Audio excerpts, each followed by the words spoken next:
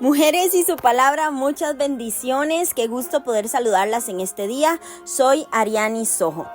Hoy nos encontramos concluyendo el libro de Jueces y qué alegría más grande poder llegar al final de este glorioso libro. Definitivamente ha sido un libro extraordinario. Hoy vamos a leer los últimos 3 capítulos, 19, 20 y 21. Llegamos al final de nuestro 7º libro, a las puertas de iniciar un libro extraordinario que es el libro de Ruth. Pero no me voy a adelantar y vamos a disfrutar de lo que Dios tiene para nuestra vida con estos últimos 3 capítulos. Yo sé que Dios nos va a hablar muchísimo, porque cuando se arruinó la fe en Dios de los israelitas, se arruinó también su unidad como nación. Si ellos hubieran obedecido a Dios y confiado en que Él cumpliría sus promesas, habrían poseído toda la tierra. Pero cuando olvidaron incluirlo a Él en sus vidas, perdieron su propósito y muy pronto cada uno hacía lo que bien le parecía. Cuando dejaron de tener la dirección de Dios, no se volvieron mejores que los malvados que los rodeaban, no se volvieron mejores que los cananeos. Cuando hicieron sus leyes para su propio beneficio, establecieron normas por debajo de las normas de Dios. Y es que cuando nosotras mujeres dejamos a Dios por fuera de nuestras vidas, dejamos a Dios por fuera de ciertas áreas en nuestra vida, nos vamos a sorprender al ver lo que es capaz de hacer Él. Vamos a orar para leer nuestros últimos 3 capítulos del libro de Jueces. Padre Celestial, yo te doy gracias, Señor, por este tiempo. Gracias, Padre, por cada una de las mujeres que puede llegar al final del 7º libro de la Biblia. Señor, gracias porque durante este tiempo hemos visto tu mano poderosa sosteniéndonos. No ha sido fácil el camino, no ha sido fácil perseverar, pero podemos ver cada día tu mano poderosa sosteniéndonos, hablándonos, dirigiéndonos, redarguyéndonos, transformándonos, Señor, conforme a tu palabra. Cada día que leemos la palabra vemos, Señor, cómo nos vamos transformando en mujeres de palabra, en mujeres sabias, en mujeres edificadoras, Señor, en mujeres que dejan un legado imborrable en esta tierra, Señor. Y yo te doy gracias por cada una de ellas, Señor, la que escucha a través de YouTube, a través de Facebook, a través del WhatsApp, a través del podcast, Señor. Yo te doy gracias por cada una de las mujeres, Señor, que en este momento dicen: yo voy a seguir adelante, no importa lo que vea al frente, yo voy a perseverar. Mi fe no es negociable, mi santidad no es negociable, mi consagración no es negociable, el lugar, el centro de mi vida no es negociable. Por eso persevero hasta ver la victoria. Señor, yo te doy gracias y te pido que nos hables, que nos ministres, Señor, en este día conforme a lo que tienes establecido para cada una de nosotras. En el nombre poderoso de Jesús, amén y amén. Vamos a comenzar leyendo el capítulo 19, que tiene como título El levita y su concubina. Dice la palabra de Dios: en aquellos días, cuando no había rey en Israel, hubo un levita que moraba como forastero en la parte más remota del monte de Efraín, el cual había tomado para sí mujer, concubina de Belén de Judá.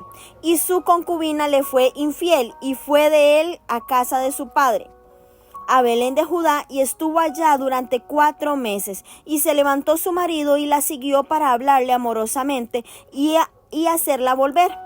Y llevaba consigo un criado y un par de asnos. Y ella le hizo entrar en la casa de su padre. Y viéndole, el padre de la joven salió a recibirle gozoso. Y le detuvo su suegro, el padre de la joven, y quedó en su casa 3 días, comiendo y bebiendo y alojándose allí. Al 4º día, cuando se levantaron de mañana, se levantó también el levita para irse. Y el padre de la joven dijo a su yerno: conforta tu corazón con un bocado de pan. y después os iréis. Y se sentaron ellos dos juntos y comieron y bebieron.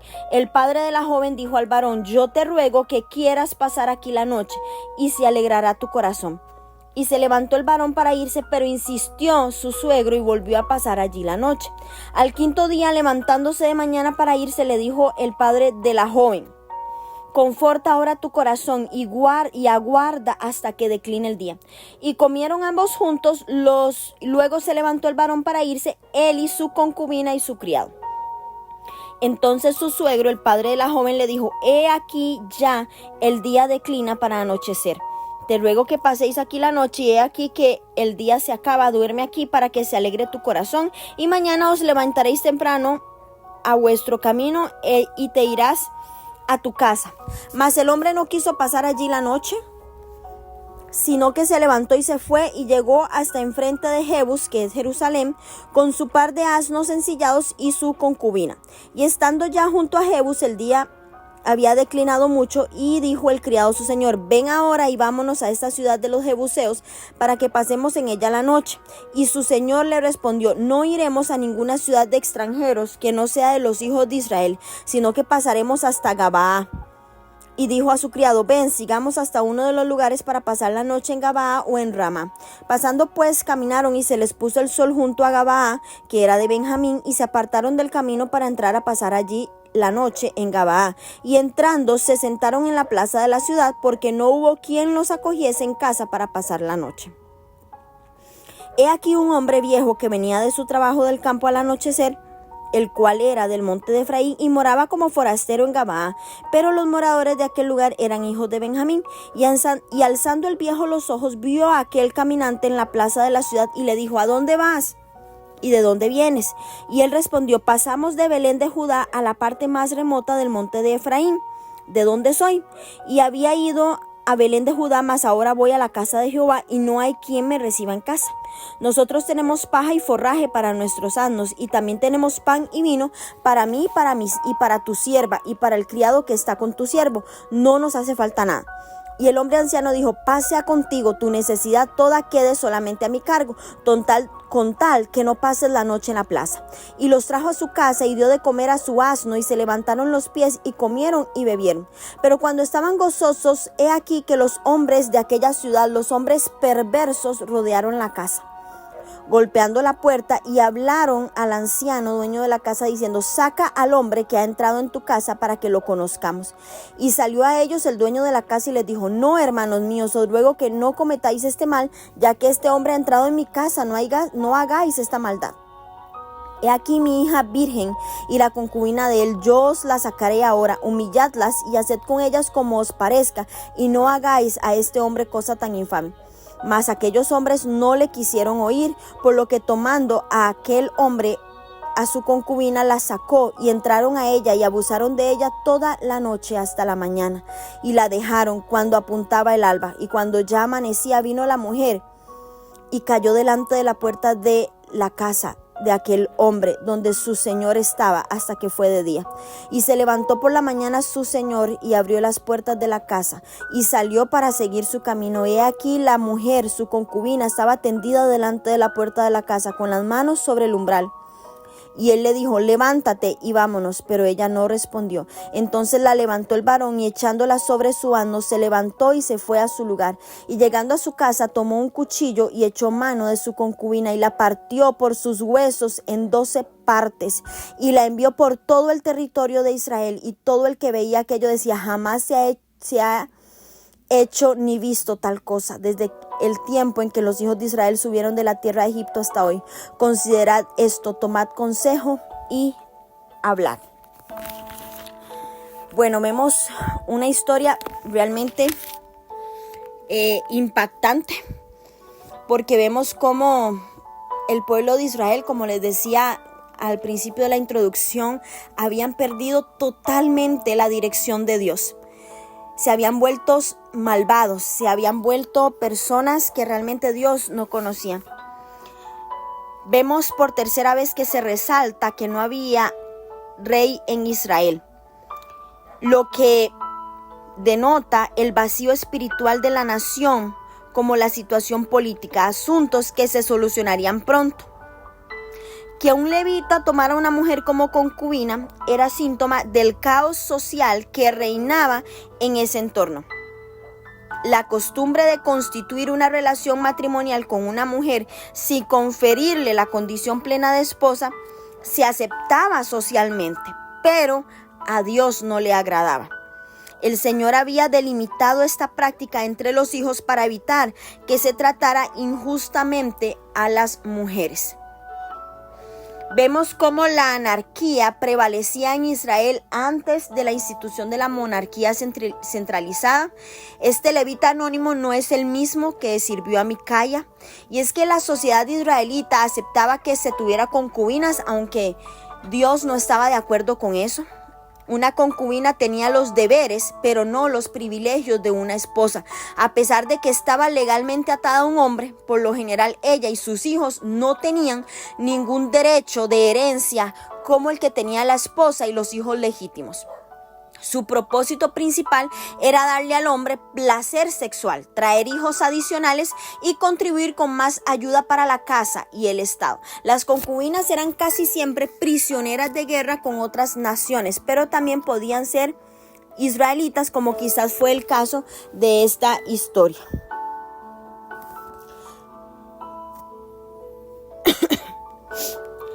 Vemos cómo la hostilidad ofrecida por el suegro del levita se menciona como un tipo de presión destinada a hacerlo sucumbir. Vemos cómo las vacilaciones de este se consideraban un elemento que precipitó realmente el desastre. Y vemos también cómo se utiliza el nombre de Jerusalén solo aquí. También hay muchas similitudes entre este relato y la historia en el libro de Génesis sobre los ángeles que visitaron a Lot en Sodoma y Gomorra al usar el vocabulario y una estructura similar. Vemos cómo el escritor, por inspiración divina, destaca la profunda depravación en la que había caído Israel y la inmoralidad de esa época que se asemejaban a la de Sodoma y a la de Gomorra. Como los jebusitas dominaban la ciudad, el levita debía haber pensado que su vida estaba en peligro. Gabaa estaba localizada a 5 kilómetros al norte de Jerusalén. De pronto de ella provino también Saúl y después se convirtió en capital de su reino. ¿Por qué no hubo quienes lo acogiesen en casa? Bueno, los benjamitas no estaban dispuestos a ofrecerle hospitalidad al levita y a su concubina. La única persona que los acogió fue un forastero que moraba en Gabaa.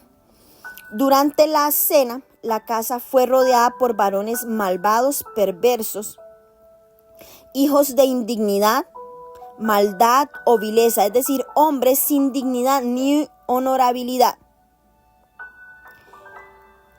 El hombre les ofreció a su propia hija virgen y a la concubina del levita. Vemos cómo los hombres perversos y esta expresión que literalmente significa hijo de Belial se refiere a personas moralmente corrompidas que no respetaban ni las leyes divinas ni las leyes humanas. Vemos cómo saca al hombre. Vemos cómo las sádicas intenciones de estos hombres perversos que buscaban satisfacer sus deseos homosexuales revelan la decadencia que experimentaron las costumbres en ese periodo. Los hombres de Sodoma demandaron lo mismo para que los conozca. Conocer aquí es relación sexual.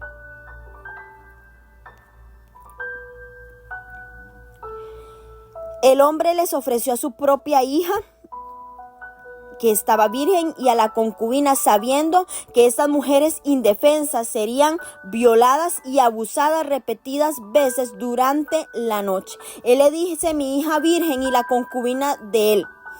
Y es que lo atroz de esta historia no está dando solamente no nos está mostrando solamente las intenciones degeneradas de los hombres de Gabaa, sino por la facilidad con que el hombre y el levita entregaron a las indefensas mujeres para que fuesen sometidas a brutales abusos.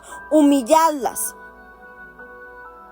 ¿Qué quiere decir esto? Es el eufemismo que usaba el Señor para indicar a los hombres que podían violarlas. En ningún lado es tan fuerte la ley no escrita de la hospitalidad como en el Medio Oriente. Y es que la protección a un huésped a cualquier precio estaba en primer lugar del código de honor de un hombre. Pero aquí el código de hospitalidad se convirtió en fanatismo. La violación y el abuso de una hija y de su acompañante era preferible a la posibilidad de un conflicto entre su huésped y su vecino. Los dos hombres eran egoístas, no querían resultar heridos. Vemos cómo les faltó valor. Les faltó valor, les faltó cuidarlas. No querían enfrentar un conflicto aunque peligraran otras vidas. Desobedecieron la ley de Dios al permitir el abuso y el asesinato deliberado. Y vemos las consecuencias tan nefastas y tan funestas que obtenemos cuando un protocolo social tiene más autoridad que las convicciones morales. Los malvados abusaron de la concubina toda la noche hasta dejarla casi muerta. Yo creo que sin duda alguna este es uno de los relatos más repugnantes de toda la Escritura. La escena de las manos de la mujer extendida sobre el umbral buscando protección luego de ser violada y torturada realmente toca el corazón, porque es impresionante la injusticia hacia esta mujer. El pecado sexual contra esta mujer viola clara y directamente la ley de Dios. Pero lo que resulta realmente escandaloso es la despreocupación total de los hombres por el bienestar de ella. Y es que los israelitas actuaban con la misma maldad que los pueblos que Dios había destruido completamente. Realmente eran tiempos oscuros para Israel.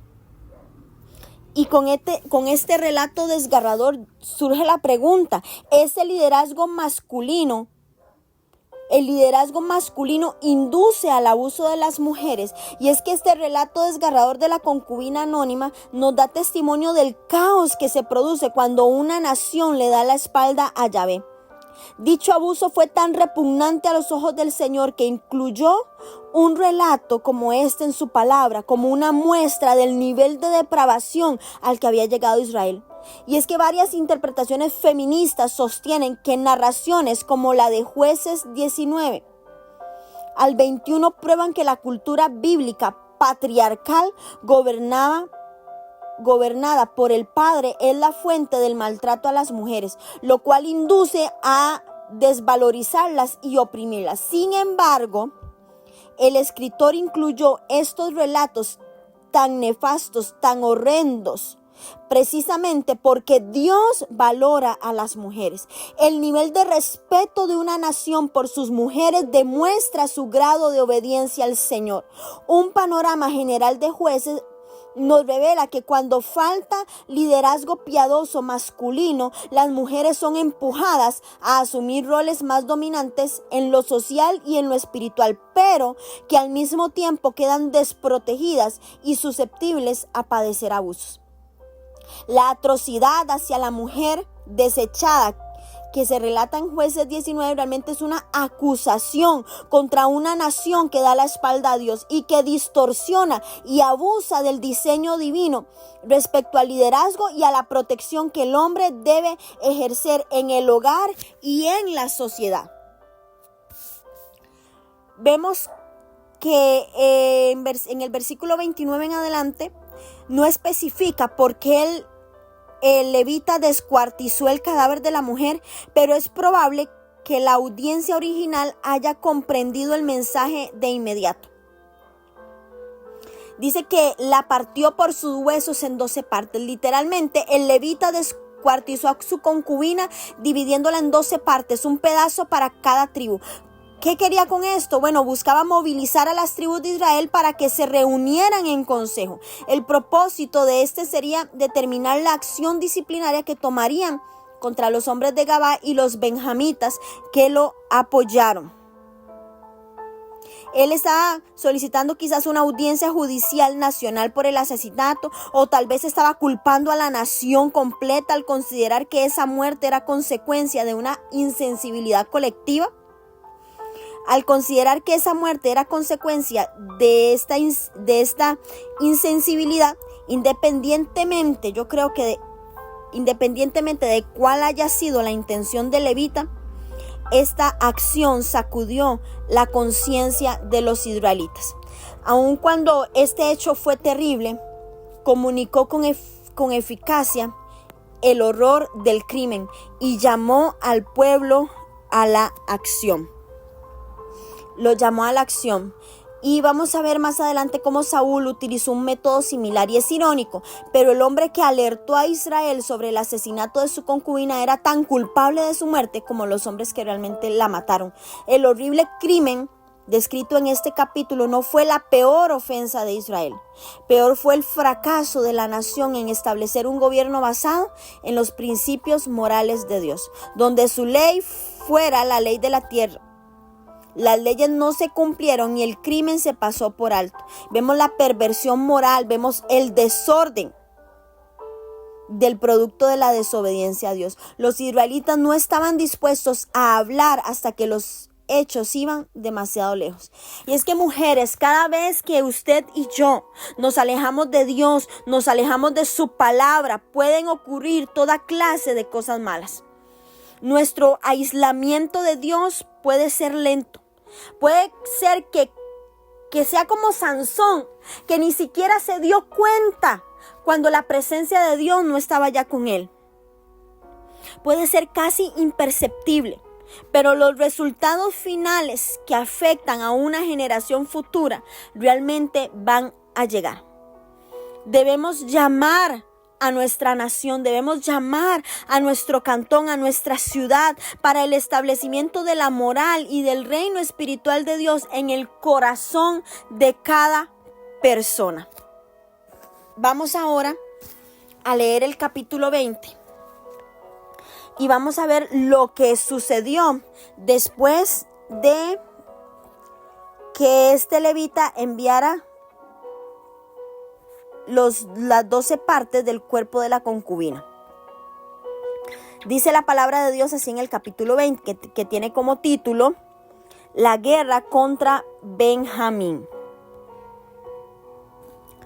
Entonces salieron los hijos de Israel y se reunió la congregación como un solo hombre, desde Dan hasta Beerseba y la tierra de Galaad, a Jehová en Mizpa. Y los jefes de todo el pueblo, de todas las tribus de Israel, se hallaron presentes en la reunión del pueblo de Dios, 400,000 hombres de a pie que se sacaban espada. Y los hijos de Benjamín oyeron que los hijos de Israel habían subido a Mizpa. Y dijeron los hijos de Israel: decid cómo fue esta maldad. Entonces el varón levita, marido de la mujer muerta, respondió y dijo: yo llegué a Gabá de Benjamín con mi concubina para pasar allí noche, y levantándose contra mí los de Gabá, rodearon contra mí la casa por la noche con idea de matarme, y a mi concubina la humillaron de tal manera que murió. Entonces, tomando yo mi concubina, la corté en pedazos y la envié por todo el territorio de la posesión de Israel, por cuanto han hecho maldad y crimen en Israel. He aquí, todos vosotros sois hijos de Israel, dad aquí vuestro parecer y consejo. Entonces todo el pueblo, como un solo hombre, se levantó y dijeron: ninguno de nosotros irá a su tienda, ni volverá ninguno de nosotros a su casa, mas esto es ahora lo que haremos a Gabá. Contra ella subiremos por sorteo, tomaremos 10 hombres de cada 100 por todas las tribus de Israel, y 100 de cada 1000, y 1000 de cada 10,000, que lleve víveres para el pueblo, para que yendo a Gabá de Benjamín le hagan conforme a toda la abominación que ha cometido Israel. Y se juntaron todos los hombres de Israel contra la ciudad, ligados como un solo hombre. Y las tribus de Israel enviaron varones por cada tribu, por toda la tribu de Benjamín, diciendo: ¿qué maldad es esta que ha sido hecha entre vosotros? Entregad pues ahora a aquellos hombres perversos que están en Gabá, para que los matemos y quitemos el mal de Israel. Mas los de Benjamín no quisieron oír la voz de sus hermanos, los hijos de Israel, sino que los de Benjamín se juntaron en las ciudades de Gabá para salir a pelear contra los hijos de Israel. Y fueron contados en aquel tiempo los hijos de Benjamín en las ciudades 26,000 hombres que sacaban espadas, sin los que moraban en Gabá, que fueron por cuenta 700 hombres escogidos. De toda aquella gente había 700 hombres escogidos que eran zurdos, todos los cuales tiraban una piedra con la honda a un cabello y no erraban. Y fueron contados los varones de Israel fuera de Benjamín 400,000 hombres que sacaban espada, todos estos hombres de guerra. Luego se levantaron los hijos de Israel y subieron a la casa de Dios y consultaron a Dios diciendo: ¿quién subirá de nosotros el primero en la guerra contra los hijos de Benjamín? Y Jehová respondió: Judá será el primero. Se levantaron pues los hijos de Israel por la mañana contra Gabá, y salieron los hijos de Israel a combatir contra Benjamín, y los varones de Israel ordenaron la batalla contra ellos junto a Gabá. Saliendo entonces de Gabá, los hijos de Benjamín derribaron por tierra aquel día 22,000 hombres de los hijos de Israel. Mas reanimándose el pueblo, los varones de Israel volvieron a ordenar la batalla en el mismo lugar donde la habían ordenado el primer día. Porque los hijos de Israel subieron y lloraron delante de Jehová hasta la noche, y consultaron a Jehová diciendo: ¿volveremos a pelear con los hijos de Benjamín nuestros hermanos? Y Jehová le respondió: subid contra ellos. Por lo cual se acercaron los hijos de Israel contra los hijos de Benjamín el segundo día. Y aquel segundo día, saliendo Benjamín de Gabá contra ellos, derribaron por tierra a otros 18,000 hombres de los hijos de Israel, todos los cuales sacaban espada. Entonces subieron todos los hijos de Israel y todo el pueblo, y vinieron a la casa de Dios y lloraron, y se sentaron allí en presencia de Jehová, y ayunaron aquel día hasta la noche, y ofrecieron holocausto y ofrenda de paz delante de Jehová. Y los hijos de Israel preguntaron a Jehová, pues el arca del pacto de Dios estaba allí en aquellos días, y Fines, hijo de Eleazar, hijo de Aarón, ministraba delante de ella en aquellos días. Y dijeron: ¿volveremos aún a salir contra los hijos de Benjamín nuestros hermanos para pelear, o desistiremos? Y Jehová dijo: subid, porque mañana yo os los entregaré. Y puso Israel emboscada alrededor de Gabá. Subiendo entonces los hijos de Israel contra los hijos de Benjamín el tercer día, ordenaron la batalla delante de Gabá como las otras veces. Y salieron los hijos de Benjamín al encuentro del pueblo, alejándose de la ciudad, y comenzaron a herir a algunos del pueblo, matándolos como las otras veces por los caminos, a uno de los cuales sube Betel y al otro a Gabá en el campo. Y mataron unos 30 hombres de Israel, y los hijos de Benjamín decían: vencidos son delante de nosotros como antes. Mas los hijos de Israel decían: huiremos y los alejaremos de la ciudad hasta los caminos. Entonces se levantaron todos los de Israel de su lugar, y se pusieron en orden de batalla en Baal-tamar. Y también las emboscadas de Israel salieron de su lugar de la pradera de Gabá, y vinieron contra Gabá 10,000 hombres escogidos de todo Israel, y la batalla arreciaba. Mas ellos no sabían que ya el desastre se acercaba a ellos. Y derrotó Jehová a Benjamín delante de Israel, y mataron a los hijos de Israel aquel día a 25,100 hombres de Benjamín, todos los cuales sacaban espada. Y vieron los de Benjamín que eran derrotados, y los hijos de Israel cedieron campo a Benjamín, porque estaban confiados en las emboscadas que habían puesto detrás de Gabá. Y los hombres de las emboscadas acometieron prontamente a Gabá, y avanzaron e hirieron a filo de espada toda la ciudad. Y era la señal concertada entre los hombres de Israel y las emboscadas que hiciesen subir un gran humareada de la ciudad.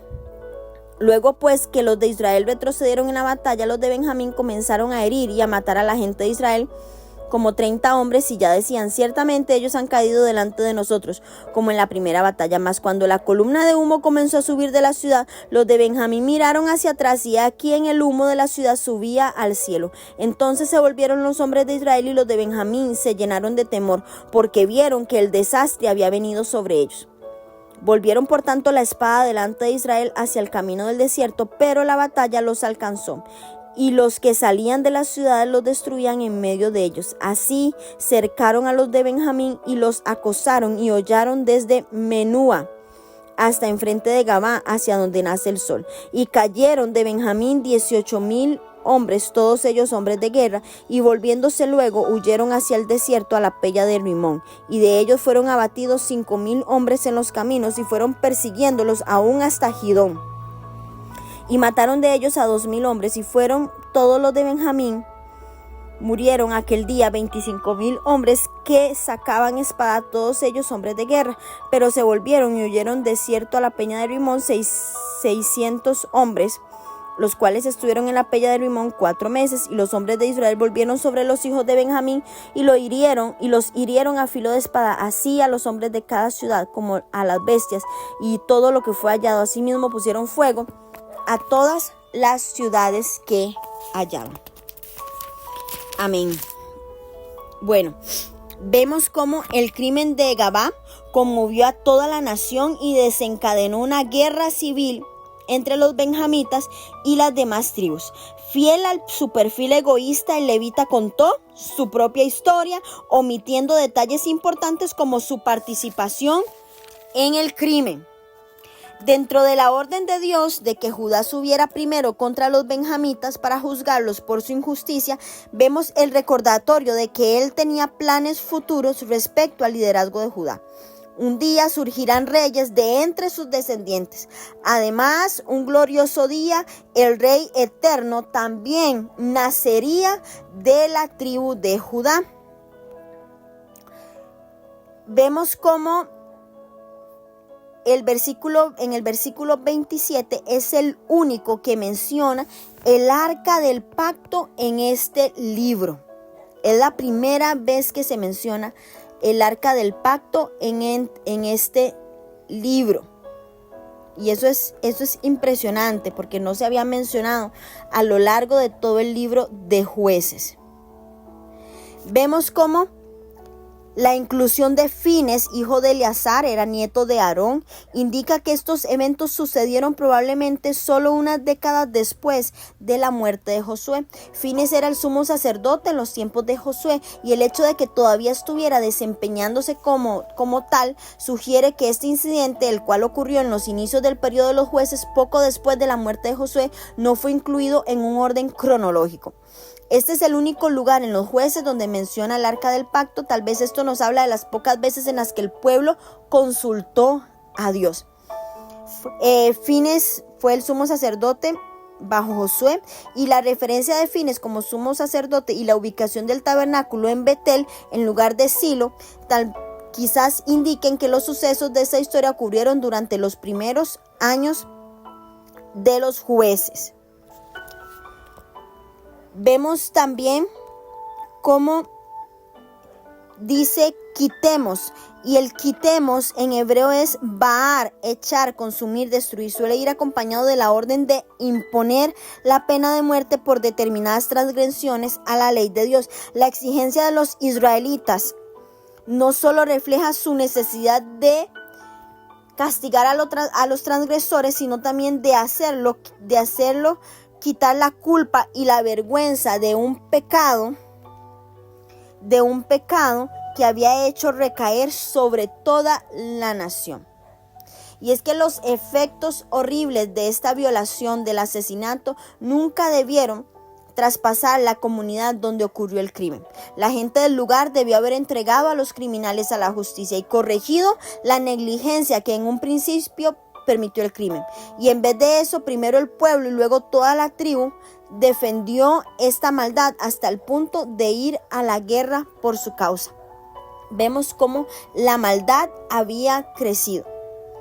Y nos hace reflexionar, porque para evitar que los problemas que no tienen solución se conviertan en conflictos mayores, se debe actuar de inmediato. ¿Con qué? Con sabiduría, con firmeza, antes de que la situación se escape de control. A la larga, la tribu de Benjamín se recobró esta matanza. Saúl, el primer rey de Israel, provenía de esta tribu de Benjamín, y así también la reina Esther y el apóstol Pablo. Pero la tribu siempre se reconoció por ser más pequeña que las demás. Vamos ahora a leer nuestro último capítulo del libro de Jueces, que tiene como título Mujeres para los benjamitas. Vamos a ver, los benjamitas siguen siendo protagonistas de este cierre del libro de Jueces. Dice así: los varones de Israel habían jurado en Mizpa diciendo: ninguno de nosotros dará su hija a los de Benjamín por mujer. Y vino el pueblo a la casa de Dios y se estuvieron allí hasta la noche en presencia de Dios, y alcanzando su voz hicieron gran llanto y dijeron: oh Jehová, Dios de Israel, ¿por qué ha sucedido esto en Israel? Que falte hoy de Israel una tribu. Y al día siguiente el pueblo se levantó de mañana y edificaron allí altar. Y ofrecieron holocausto y ofrenda de paz. Y dijeron los hijos de Israel: ¿quién de todas las tribus de Israel no subió a la reunión delante de Jehová? Porque se había hecho gran juramento contra el que no subiese a Jehová en Mizpa, diciendo: sufrirá la muerte. Y los hijos de Israel se arrepintieron a causa de Benjamín su hermano y dijeron: cortada es hoy de Israel una tribu. ¿Qué haremos en cuanto a mujeres para los que han quedado? Nosotros hemos jurado por Jehová que no les daremos nuestras hijas por mujeres. Y dijeron: ¿hay alguno de las tribus de Israel que no haya subido a Jehová en Mizpa? Y hallaron que ninguno de Jabes Galaad había venido al campamento, a la reunión, porque fue contado el pueblo y no hubo allí varón de los moradores de Jabes Galaad. Entonces la congregación envió allá a 12,000 hombres de los valientes y les mandaron diciendo: id y herid a filo de espada a los moradores de Jabes Galaad con las mujeres y niños. Pero haréis de esta manera: mataréis a todo varón y a toda mujer que haya conocido ayuntamiento de varón. Y hallaron de los moradores de Jabes Galaad 400 doncellas que no habían conocido ayuntamiento de varón. Y las trajeron al campamento en Silo, que está en la tierra de Canaán. Y toda la congregación envió luego a hablar a los hijos de Benjamín que estaban en la peña de Rimón, y los llamaron a paz. Y volvieron entonces los de Benjamín y les dieron por mujeres las que habían guardado vivas de las mujeres de Jabes Galaad, mas no les bastaron estas. Y el pueblo tuvo compasión de Benjamín, porque Jehová había abierto una brecha entre las tribus de Israel. Entonces los ancianos de la congregación dijeron: ¿qué haremos respecto de mujeres para los que han quedado? Porque fueron muertas las mujeres de Benjamín. Y dijeron: tenga Benjamín en herencia en los que han escapado, y no sea exterminada una tribu de Israel. Pero nosotros no les podemos dar mujeres de nuestras hijas, porque los hijos de Israel han jurado diciendo: maldito el que diere mujer a los benjamitas.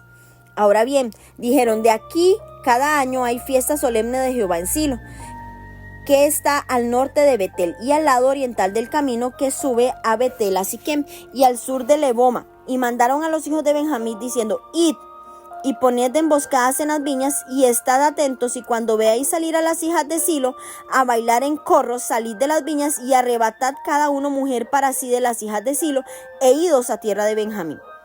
Y si vinieren los padres de ellas o sus hermanos a demandarlas, nosotros les diremos: hacednos la merced de concederlas, pues que nosotros en la guerra no tomamos mujeres para todos. Además, no sois vosotros los que las disteis para que ahora seáis culpados. Y los hijos de Benjamín lo hicieron así, y tomaron mujeres conforme a su número, robándolas de entre las que danzaban. Y se fueron y volvieron a su heredad, y reedificaron las ciudades y habitaron en ellas. Entonces los hijos de Israel se fueron también de allí, cada uno a su tribu y a su familia, saliendo de allí cada uno a su heredad. En estos días no había rey en Israel, y cada uno hacía lo que bien le parecía. ¡Wow! Es que es impresionante esas lecturas y cómo los israelitas definitivamente se habían olvidado de las leyes de Dios. Los israelitas removieron la culpa por el derramamiento de sangre, castigando a los hombres de Gabá a través de la muerte de los benjamitas. Se dolieron por Benjamín cuando descubrieron que la tribu estaba a punto de extinguirse. Solo sobrevivieron 600 hombres, y las 11 tribus restantes concibieron 2 maneras de conseguirles esposa a estos sobrevivientes sin violar el voto de no entregarles a sus hijas. Aunque los varones de Israel juraron que ninguna de sus hijas sería entregada a los de Benjamín por mujer, la posibilidad de que desapareciera siquiera un linaje familiar se consideraba una tragedia, por lo que la pérdida de una tribu entera habría sido definitivamente catastrófico. Vemos cómo las 11 tribus restantes concibieron dos maneras. Los benjamitas tomaron a 400 vírgenes de Jabes Galaad y a 200 hijas de Silo. Para justificar el castigo, los israelitas iban de un caos a otro, debido a un voto precipitado. Vemos una vez más cómo hacen voto precipitadamente, hecho en el calor de la emoción, destruyeron a otro pueblo. Quizás Israel justificó su acción, número uno, con el argumento de que un voto no se podía romper e Israel había hecho el voto de que mataría a cualquiera que no les ayudara a pelear contra los benjamitas. Y número dos, ya que murieron todas las mujeres de la tribu de Benjamín, los pocos hombres que quedaban necesitan esposas para evitar que la tribu desapareciera. Perdonar a las mujeres solteras de Jabes Galaad parecía una buena solución. Desconocemos todas las circunstancias que hay detrás de esta brutal masacre que hubo en Jabes de Galaad, pero parece que el resto de Israel siguió el mismo patrón que la tribu de Benjamín.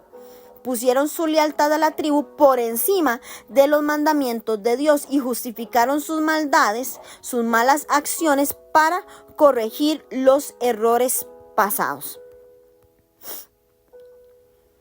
Vemos cómo, para justificar el castigo de no enviar guerreros a la guerra, adjuntaron que ninguno de Jabes había venido al campamento a la reunión de Mizpa, mataron a ellos y realmente hicieron desastres en nombre de la justicia. Y es que como todavía quedaban 200 varones de Benjamín sin esposa, los israelitas tuvieron una brillante idea. Crean otro plan y debido a su juramento, los hombres de Israel no podían darle a sus hijas a los benjamitas, pero estos sí podían tomar a las mujeres para que fueran sus esposas. Cada año, las doncellas bailaban para el Señor en las fiestas solemnes en Silo. Este era un festival agrícola local que se celebraba en Silo, que era la localidad ubicada al norte de Betel, lugar situado aproximadamente a 5 kilómetros al norte de Silo. Los benjamitas solteros se escondían en las viñas. Llegan y les dice: arrebatad cada uno una mujer para sí.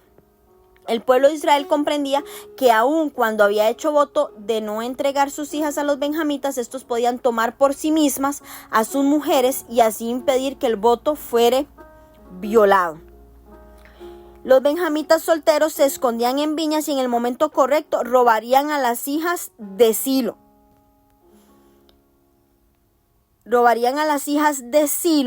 Y cuando los padres protestaran, reclamaran que por qué, les dirían que no se había violado el voto porque sus hijas habían sido tomadas. Ellos no las habían entregado, sino que ellos las habían tomado. Vemos cómo el libro de Jueces concluye confirmando la apostasía en que estaba sumida Israel cuando no había rey.